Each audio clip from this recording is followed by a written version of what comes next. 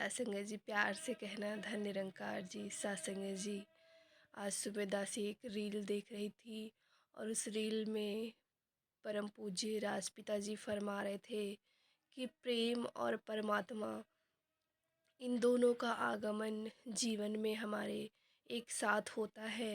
यानी कि जब परमात्मा हमें मिल जाता है तो हमें प्रेम की भी अनुभूति होती है। और उन्होंने ये भी बात बताई कि ये जो सांसारिक प्रेम है ये तो कंडीशनल है। अगर हम बात करते हैं लव की तो ये कंडीशनल लव होता है।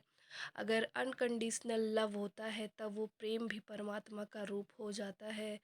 तो सत्संग जी, समझने के लिए बहुत ही बड़ी एक बात है कि जब हम किसी रिश्ते में बंधे होते हैं और वहाँ पर जब कोई कंडीशंस नहीं होती, उन कंडीशंस को अगर हम अप्लाई नहीं करते तो फिर वो जो अपना रिश्ता होता है उसके बीच जो प्रेम की मौजूदगी होती है वो भी एक डिवाइन होती है। यानी कि वो भी एक क्या है, तो परमात्मा के स्वरूप ही वो प्रेम काउंट किया जाता है। और वैसे भी कहते हैं कि प्रेम ही परमात्मा है। तो फिर बात वही कि ये जो दैवी गुण है प्रेम का, यानी परमात्मा जिस दिन से हमें मिला और सद्गुरु माता जी जिस दिन से हमें मिले, उस दिन से यही शिक्षा हमें दी जा रही कि सभी से प्रेम करना है, सभी के साथ सद्भावना अ, सद्भाव होकर, यानी कि अच्छे भाव सभी के लिए रखने हैं। मन में कोई विकार नहीं आने देना, किसी के लिए कोई गलत भाव नहीं आने देना। फिर बात यही समझ आई कि आज जो पिताजी ने फरमाया कि ये जो प्रेम और परमात्मा है, और जिस दिन से हमने ज्ञान लिया उस दिन से हमारे जीवन में प्रेम की अनुभूति भी हम करते हैं। कि संसार में देखते हैं कि इतने रिश्ते नाते सब कुछ होते हुए भी शायद वो जो प्रेम है, वो जो अपनापन है, वो शायद हमें कहीं नहीं मिलता। कि यहाँ पर एक ऐसा दर है कि जहाँ पर हर एक इंसान महात्मा के दर्जे को प्राप्त करता है, महात्मा कहलाता है। उसकी सेवा सभी लोग करते हैं, संत सेवा करते हैं।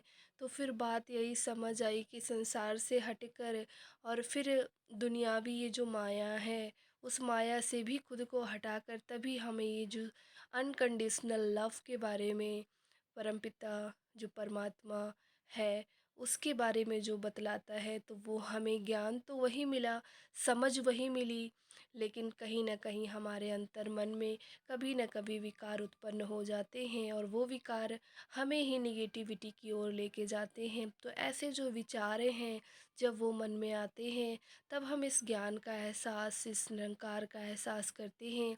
और इसके एहसास करते ही वो जो निगेटिविटी होती है हमारे मनों के अंदर वो दूर हो जाती है।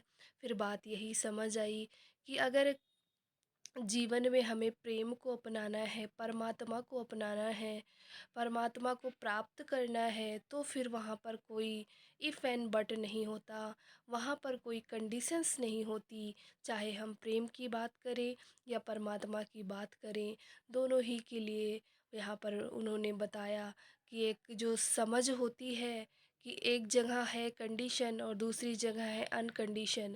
अगर हम कभी कभी देखते हैं संसार में कि जब भी हम भक्ति की बात आती है तो कहीं कहीं हम कंडीशंस लगा देते हैं कि मेरी ये मुराद पूरी हो जाएगी तो मैं भक्ति करूँगा, मेरी ये बात पूरी हो जाएगी तो मैं आपकी भक्ति करूँगी, इबादत करूँगी। फिर कहीं ना कहीं ये तो कंडीशनल हो गया।